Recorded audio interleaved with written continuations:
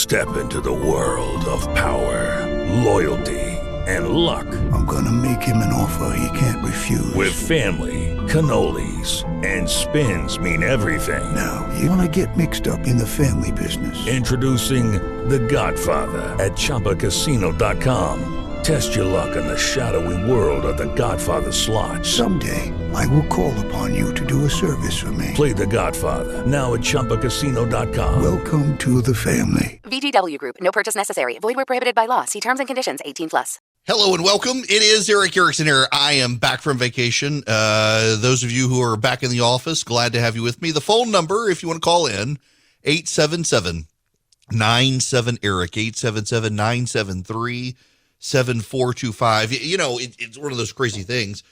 For those of you keeping up with the weather in the southeast where I am, it was 70, 80 degrees on New Year's Day, and the temperatures have plummeted.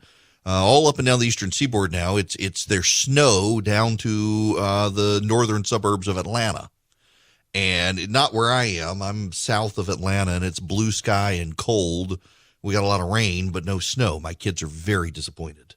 But everybody now has runny nose and scratchy throat and a cough.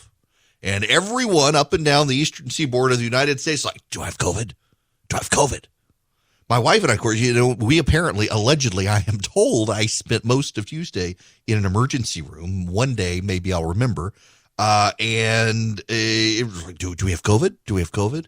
And nope, everybody's just, it's the weather change. Everybody is dealing with it. I'm having to hit my mute button repeatedly throughout the show as I break out into a cough. And it's just allergies and sinus from all the weather changes. Now, speaking of all of that, there are a couple of things you need to know here. I am told very reliably, I will put it, it made national headlines over the weekend. The metro area for Atlanta, Georgia, the major counties are joining a bunch of counties in Virginia, New York, Illinois, Michigan, and several other places in not going back to school this week. Now, there's a difference, though. From what I'm told, in the metro Atlanta area, it's just for this week, allegedly. And the reason is they don't have enough teachers. They did a head count in some of these counties, Cobb and Fulton, DeKalb, and they don't have enough teachers because they're recovering from COVID and they need, 14 days or a clear test, and they figure they needed this week to clear out. The problem is that that's not what these other counties and these other areas are doing. Those areas are bailing because of fear of COVID. They want all the kids to wear masks and the like. And now that there are some areas of the country where they're thinking they want to insist that kids wear the N95 mask. Now, the professionals themselves don't wear the N95 masks, right? Good luck getting the kids to do it. This is becoming an issue, I think, where Republicans are going to need to step in.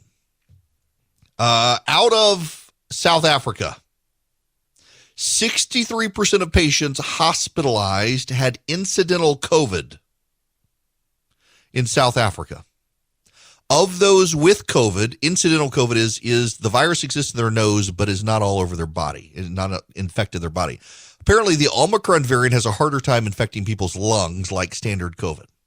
45% of those with COVID with the Omicron variant who are hospitalized need oxygen, compared to 99.5% of the previous waves in Now, this is South Africa, but it does show for certain that the Omicron variant is less severe. In fact, if you're vaccinated, overwhelmingly, it's a cold.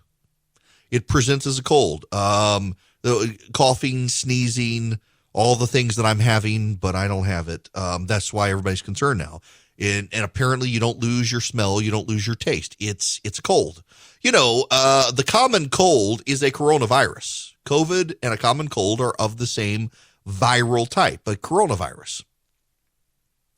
The problem here is that we have lived in abject panic. We haven't, but a lot of people have lived in abject panic for 2 years now over this virus. I think it's time we concede defeat. I think it's time we concede defeat. We are not going to beat the virus. We're going to have to live with it. And I think the best way to live with it is to go back to normal. The week of Christmas, in the run-up to Christmas, y'all, I've had a rough couple of weeks. My last week of work, I got a stomach bug. I thought it was food poisoning. It was a stomach bug, and was miserable, but forced myself to take this trip to Las Vegas to go to a hockey game. And actually, I felt better every day, and when I was there, I was fine. Wore out pretty quick, didn't have much of an appetite, but was fine. But I had to wear a mask all through the airport. I had to wear a mask all on the planes. And then in Nevada, had to wear masks everywhere. In Georgia, I don't know where you're listening to the show. I know I have a lot of Georgia listeners, but now I got a more national audience. I don't know what your state is like, but in a lot of southern states and a lot of Republican-led states nationwide, everything is back to normal. You will see some people wearing masks, and there will be some stores that ask you to wear a mask, but overwhelmingly you're not. We have concrete, definitive data on masking now. And the definitive data, it actually comes out of Bangladesh, this study, just so you understand where the study comes from. It's out of Bangladesh, and it shows that there's a 10% reduction in viral spread from your standard cloth mask, which isn't a lot. Now, I would argue that at the beginning of the pandemic, when they were, by the way, telling us not to wear masks, that a 10% reduction when we had overwhelmed hospitals, I mean, you had some hospitals around the country converting their parking decks into triage facilities. A 10% reduction was a significant reduction. At this point, it's not, particularly if you're vaccinated. What you're going to get is more likely than not going to be mild. Not in all cases. Some people still have severe reactions, but overwhelmingly, it's mild. So we should go back to normal now. I mean, after all, everybody got vaccinated. Here's the problem. Science is a tool. Science is a study. Science is a practice. Science is not a god. But a lot of people have made science their god, and their god now fails them. And so they are in abject panic. People have replaced God for government and science for the mysticism that comes with the faith and religion. And science itself has a lot that is believed by faith. I mean, you take it by faith, there was a Big Bang. We don't know for sure, and you don't know by faith what was there before it, but I do as a Christian. A lot of things we believe by faith. Even people who believe in science believe things by faith. And they have believed by faith that science would come up with a vaccine, and that vaccine would take care of the virus. We as a society are in fact used to the idea of science taking care of us, and we are used to the idea of things like vaccines solving healthcare problems. This is Rachel Maddow from last year about the vaccine. It means that instead of the vaccine being able, instead of the virus being able to hop from person to person to person to person, spreading and spreading, sickening some of them, but not all of them. And the ones that it doesn't sicken don't know they have it. And then they give it to even more people because they didn't recognize they were, right? Instead of the virus being able to hop from person to person to person, potentially mutating and becoming more virulent and drug resistant along the way. Now we know that the vaccines work well enough that the virus stops with every vaccinated person. That's not true, but that's what she believed at the time. That's what so many people believed. They put their faith in science, and their God has failed them. The vaccines work. They overwhelmingly work. You are still less likely to get COVID if you've been vaccinated. Now, I'm living proof of this. I've now had 2 occasions, one, in fact, over Christmas, being around infected and contagious relatives in very close proximity to them over multiple days, and they got very sick, and I did not. Now, over Christmas, it was an unvaccinated relative. In August, it was my dad who was vaccinated, and he got sick, but he recovered. I never got it. My mom never got it from him. In fact, over Christmas, it seems like all the people who were vaccinated did not get it from my relative. They work. There are people I know plenty of people who have the vaccine, including my dad, who still got it, but didn't get it nearly as bad as they otherwise would have gotten it. But it doesn't do what Rachel Maddow and so many people claimed at the time. It doesn't stop the virus cold. It doesn't do that. And the problem is so many people, not just our public health officials, but people in blue areas of the country who've lost their faith in God and now that they worship things like science and government. They decided to reorder their society along the lines of the vaccine. You must have your vaccine passport to go into restaurants and to go into stores. It must be enforced, and the businesses themselves must enforce it. And guess what? It doesn't work the way they said it would work. It may reduce symptoms, but you still get it, or can. You have a possibility. And so now we have all these vaccinated people who are getting the virus. Not only that, they're then transmitting it to other people. And keep in mind, me saying this could get me banned from Twitter for saying it, and it is objectively, scientifically true. On Twitter, they still don't want you to say that a vaccinated person can get other people sick, but it's true. They can. Science failed them. So I would submit to you that we should reorder our society on pre-COVID policies. We should open schools and get rid of masks. We should go back to the airports without masks. We should be allowed to travel without masks. If you can get the vaccine, you should get the vaccine if you want to get the vaccine, but you should not be forced to get the vaccine. And you will live with the consequences if you get it. And yes, other people could get it, but the odds are still small. That's why everybody else should be vaccinated. But we need to stop holding our children hostage to adults' fear of a virus based on their misplaced faith in science. Kids need to be back in schools. Now, I understand situations like in the metro Atlanta area, if it really is a teacher shortage issue because so many of the teachers are sick and just need this week to recover. Okay, that's fine. You know, my kids, right before Christmas break in their school, so many people had gotten the COVID vaccine, nobody got the flu vaccine, and the flu swept through the school, and they had to shut down the school for a couple of days. They didn't formally shut down the school, but gave everybody an excused absence who needed it. A lot of the teachers were out with the flu. A lot of the kids were out with the flu. Do that for COVID if it happens.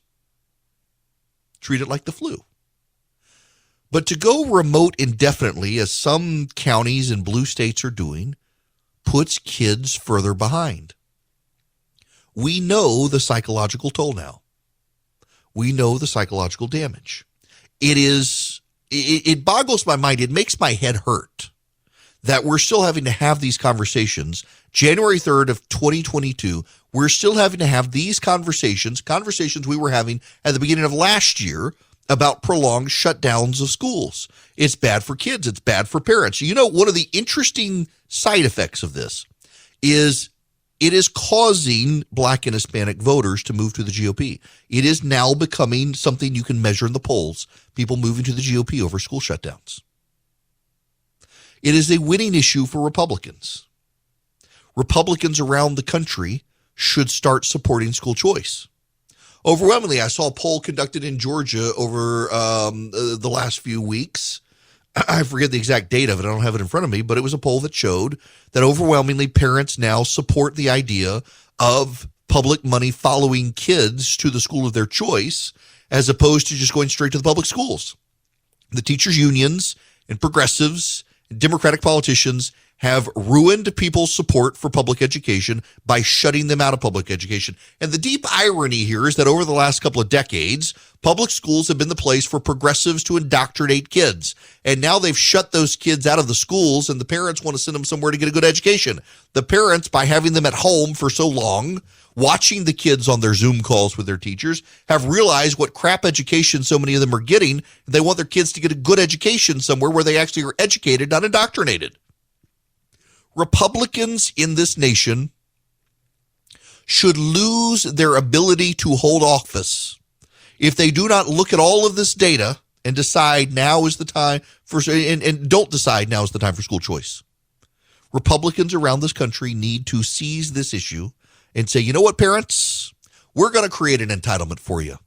We're going to allow your children to go to the school of their choice and dare the Democrats to get rid of that program. They're insane if they don't do this. And yet I suspect they are. But the whole reason we're here is because so many people put their faith in science, and their God has now failed them by giving them a vaccine that works, just not in the way they expected it to. Hi there. It is Eric Erickson here. The phone number, if you'd like to be a part of the program, 877-97-ERIC, 877-973-7425. Remember, you can always find me on social media. We put up clips of the show and the like. E.W. Erickson everywhere. You can go to ewerickson.com, E.W. Erickson on Instagram, Facebook, YouTube, Twitter, you name it. I'm not on Snapchat or TikTok. I'm a grown man. No reason to be on either of those. Nonetheless, I digress. We should move on.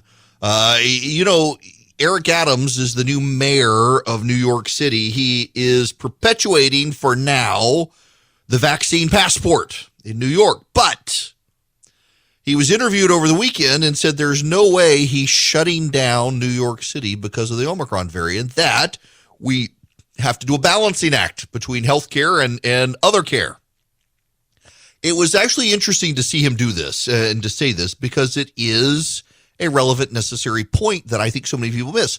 I am more and more and more and more a critic of Dr. Fauci. He served his purpose early on, but he makes things worse now by saying that if you're vaccinated, you now need to be boosted. And if you're vaccine boosted, you shouldn't hang out with people who aren't, and you should have a vaccine passport now to get on a flight. Maybe we should do shutdowns and the like. But what people need to understand about Fauci is something that gets missed in the conversation.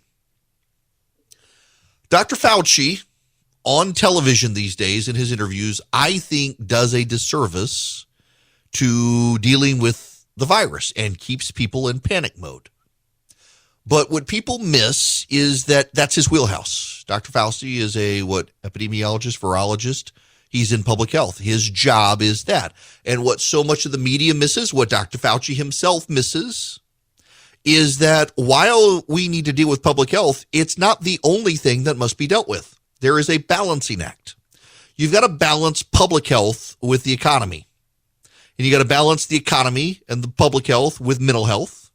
And you got to balance those three with everything else. It's a balancing act.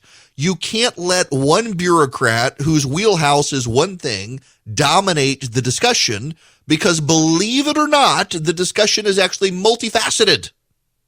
There are economic trade-offs and costs. So kudos to the mayor of New York, Eric Adams, for going on television over the weekend and saying just that he's not going to shut down New York, because there is a balancing act between dealing with the virus and dealing with the effects of shutting down the city. He says closing the city for Omicron is as dangerous as COVID. COVID is a formidable opponent and it continues to evolve, and we must pivot and evolve with it, but you can't do it viewing yourself from within the crisis. We have to see ourselves past the crisis. If we close down our city, it's as dangerous as COVID. That's what our focus must be. So the proper balance of safety and keeping our economy operating is going to allow us to get through it. It's amazing that only now are Democrats starting to say this. This is what people like Ron DeSantis and Brian Kemp have been saying since a year and a half ago. It's a balancing act. It's not all or nothing. Honestly, I think we need to have Dr. Fauci on TV every day, because it hurts Joe Biden's, it hurts his progress, it keeps progressives in panic mode, and gives the GOP an advantage in the election. Dr. Fauci is one of the worst things to happen to Joe Biden's presidency at this point, by having him on TV all the time. And the moment he's disappeared from television by the Biden administration will be the point they realize in the polling he's hurting them. They haven't realized it yet, but I can assure you, by letting the guy whose wheelhouse is the virus dictate terms for everything, they're hurting themselves and the country, and they'll figure it out sooner or later. It's a real balancing act out there. It's not just this one thing. Hi, how are you? It's Eric Erickson here. The phone number is 877-973-7425. Should you wish to be in this here program, be a part of it, very happy to have you. Now, question time. This is an important question. Question is, do more people die in heat or cold? Do more people die in the heat or in the cold? The answer is the cold.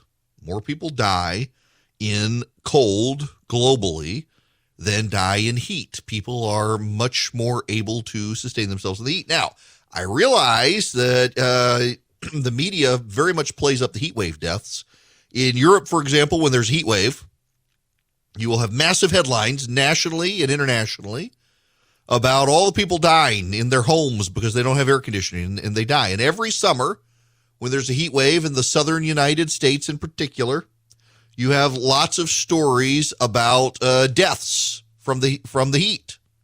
But the reality is actually that more people die from cold globally than die from heat, despite what the media may say. It's actually one of those interesting things here, the way the media covers stuff. Like, for example, did you know there were massive, disastrous wildfires in Colorado over the last number of weeks? $1 billion in damage. Massive mansions destroyed in the Boulder, Colorado area. Beautiful, beautiful part of the state. And there were stories that came out that it was all related to climate change. But it turns out it was not related to climate change. It turns out, in fact, that it appears to be a fire that wound up getting set at a barn. It looked like it was a burn barrel, and high winds, it got out of control and the fire spread. It was not just climate change. It was actually someone doing a burn barrel it was the farm of a cult, no less, in Colorado. So it seems from press reports right now. Notice how, when it turned out it wasn't actually climate change, but the burn barrel of a cult, the Colorado wildfire story disappeared from the headlines. The problem here is that the media has become obsessed with climate change as a story. But we have problems.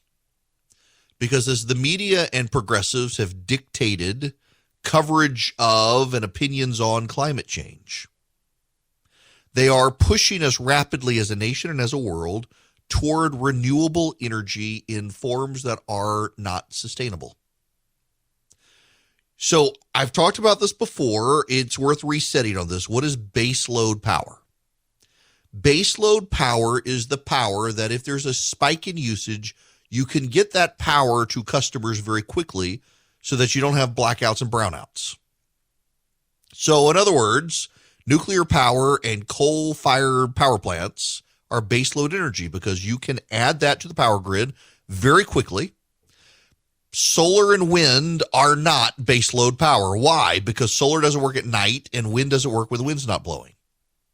So you can't flip a switch and suddenly get wind power when there's no wind. You can't flip a switch and get solar power when there's no sun. You can flip switches and get nuclear power and coal power when there's a surge in energy.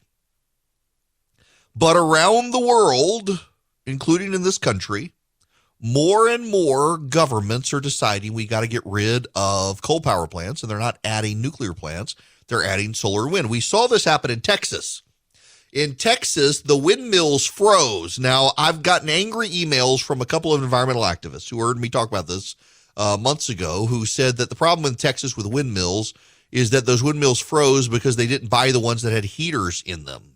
So they use part of their power to heat themselves, which makes them less energy efficient or energy able to generate a lot of energy. Okay, sure. But still mattered because there also wasn't a lot of wind blowing in parts of Texas at the time when they had that cold and they had the massive blackouts and the freezing, and Ted Cruz went to wherever. And they were upset about that. Notice, by the way, the media is not upset about Alexandria Ocasio-Cortez spending weeks attacking Ron DeSantis in Florida and then vacationing in Florida. And according to Alexandria Ocasio-Cortez, if you complain about this, you want to sleep with her. I'm not kidding. That's her argument. If you complain about her, it's because you want to sleep with her.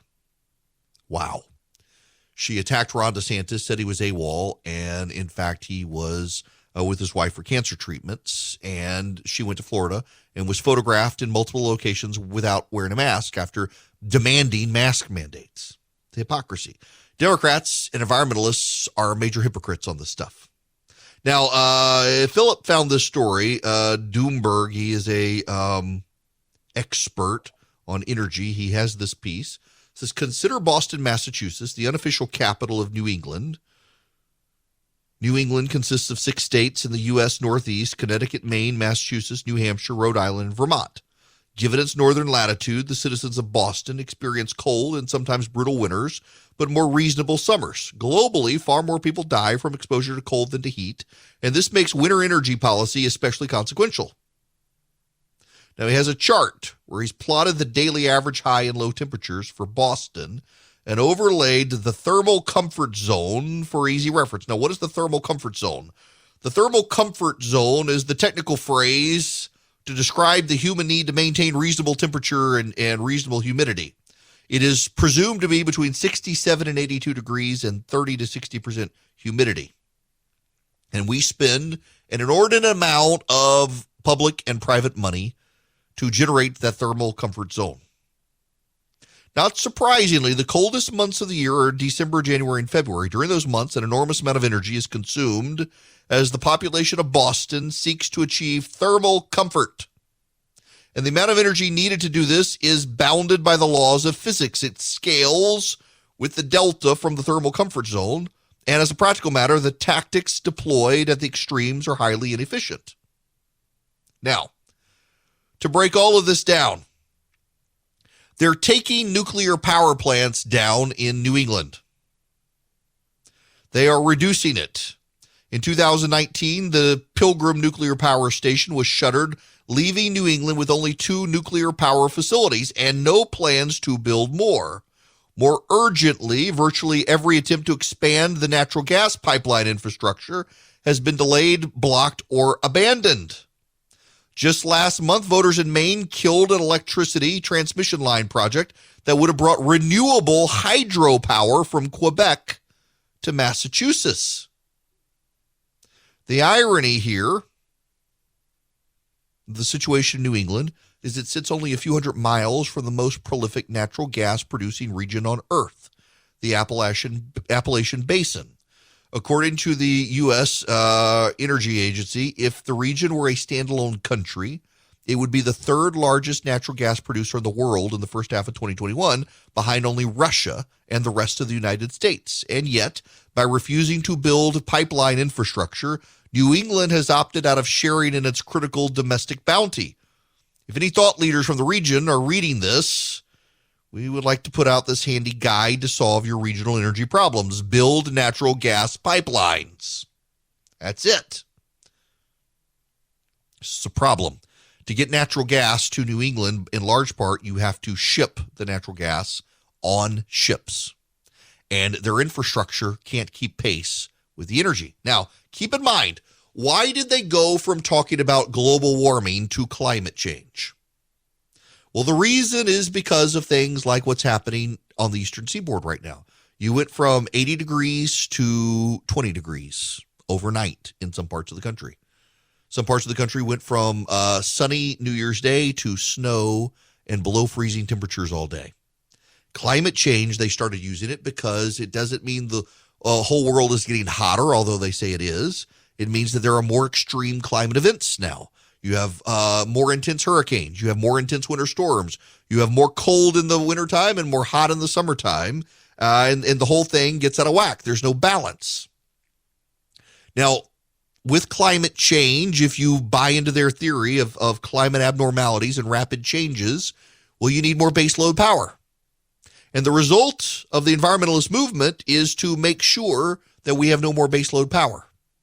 Now, you think it's bad here. In Europe, it's even more extreme. In Europe, it's far worse. In Europe, they are now more and more dependent on Russian natural gas. In fact, the European Union is now authorizing natural gas and nuclear power to be considered clean energy. Why?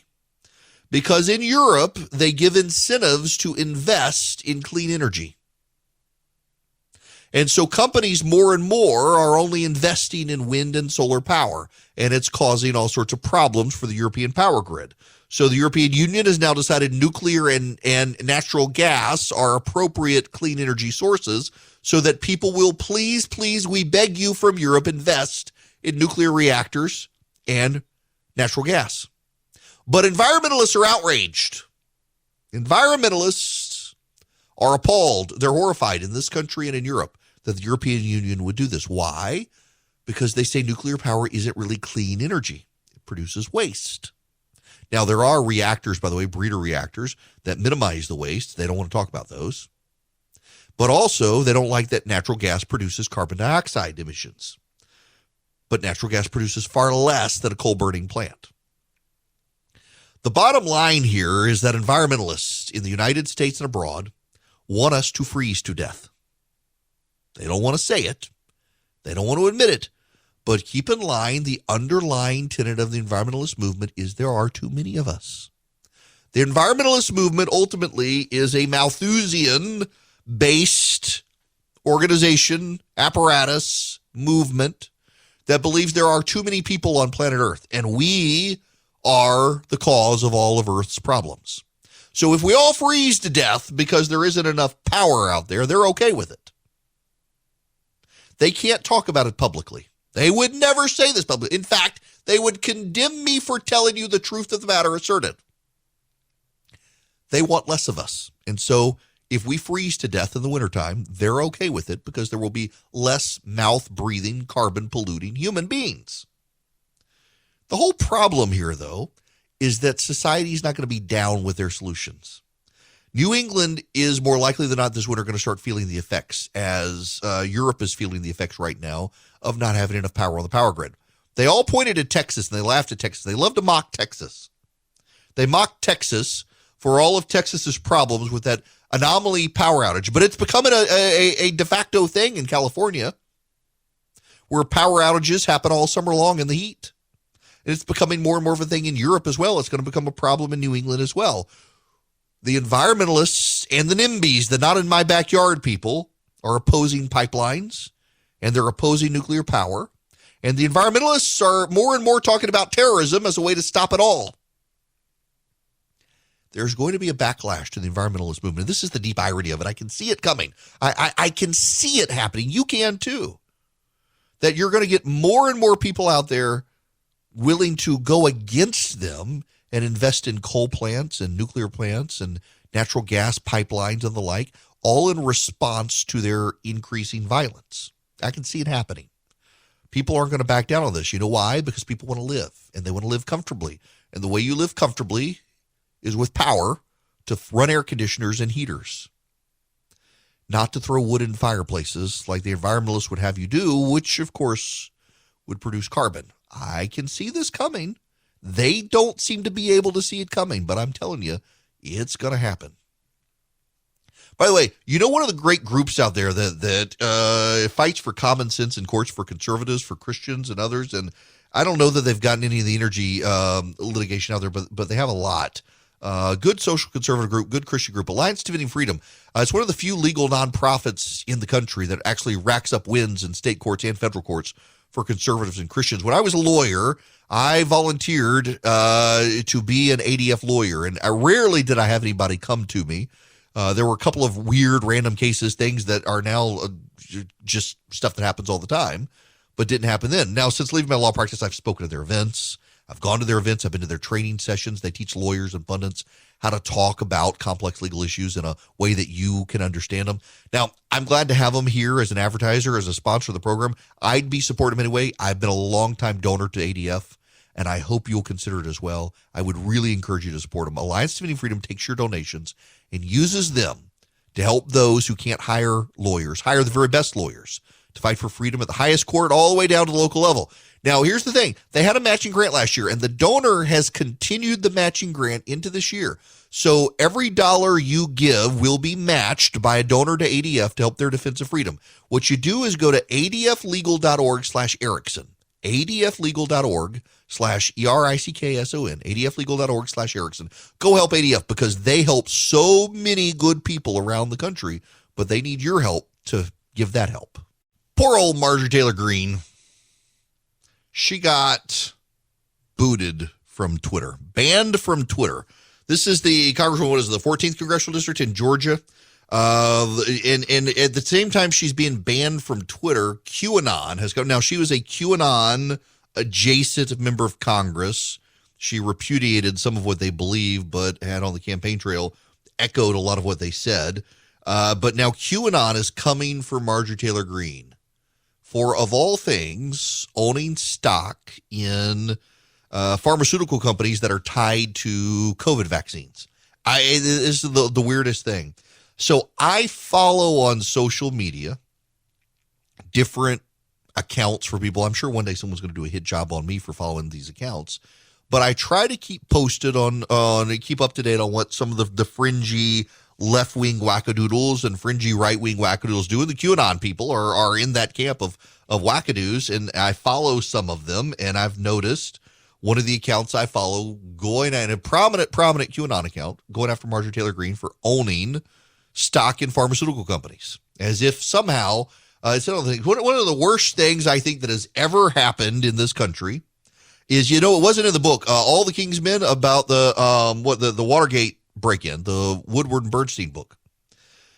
It was not in the book. It was added to the movie, the line, follow the money. And people have, to their great detriment over the years, embraced that as their way of thinking, that if somehow someone profits from something, that explains everything. And yes, sometimes the profit motive explains things, but sometimes it does not. But I'm stunned, like the Robert Malone stuff. He's the guy. He was not the inventor of the mRNA vaccine. He was one of the people. If you know anything about the development of vaccines and biology, it takes a village to do these sorts of things. No one person comes up with one thing. He came up with a key component, absolutely, and one of the predecessor technological advancements to be able to get to the mRNA vaccine. But the number of people out there who believe that he invented it. Now, if you follow the story for this guy, the vaccine companies are making a mint on mRNA technology, and he's been excluded from the picture. It seems to me, if you want to follow the money, as so many people do, what you see is a man who is out there trying to discredit his baby because he's not making any money on it, and he wants a piece of the action. That's the way I interpret it. Other people are out there, well, we got to believe this man is gospel truth. Why him? Why do you believe this one guy? Because he tells you exactly what you wanted to believe to begin with. That's why. That's why. We always like to believe our priors. Well, the left, or not the left, the QAnon folks, they thought Marjorie Taylor Greene was one of them until they repudiated her. Now they are coming out to get her. It's the craziest thing. And she's been banned from Twitter, which I don't think she should be banned from Twitter, particularly for what she did. She just shared some data on the vaccine, and it wasn't misinformation. It was backed up data, whether you like it or not. I don't think she should have been banned from Twitter, but it's probably the best thing for her, frankly. Now she can focus on the work of being a congresswoman instead of being a Twitter hysteric, which she had been. She still should be banned. They should bring Donald Trump back. Twitter is such a left-wing company, though. They never, ever ban anyone on the left for misinformation, even though those people are filled with it. And you thought these last 2 years were crazy. Welcome to 2022. It's coming up and nothing makes sense still, especially in business. If you're a small business owner, good luck getting financing from a big bank right now. I can offer you a fantastic solution if you're looking for $750,000 or more in financing for your business. First Liberty Building and Loan. Let's say you want to buy a new building, or you want to refi existing debt, or you want to buy a company. Basically, you see opportunity for your business to grow, but you've hit a wall with the mega banks getting financing. That's where First Liberty Building and Loan and my friends the Frost family come in. They solve small business financing problems better than anyone I've ever seen. They say yes, where big banks say no. It's that simple. Look, just do this. Spend 10 minutes with them. Call them, First Liberty Building and Loan. Say Eric sent you. In 10 minutes, you'll know if you're a good fit for their program. Go to firstlibertyga.com. That's firstlibertyga.com. They help small businesses nationwide in all 50 states. Firstlibertyga.com. With Lucky Land Slots, you can get lucky just about anywhere. Dearly beloved, we are gathered here today to... Has anyone seen the bride and groom? Sorry, we're here. We were getting lucky in the limo and we lost track of time. No, Lucky Land Casino, with cash prizes that add up quicker than a guest registry. In that case, I pronounce you lucky. Play for free at LuckyLandSlots.com. Daily bonuses are waiting. No purchase necessary. Void where prohibited by law. 18+. Terms and conditions apply. See website for details.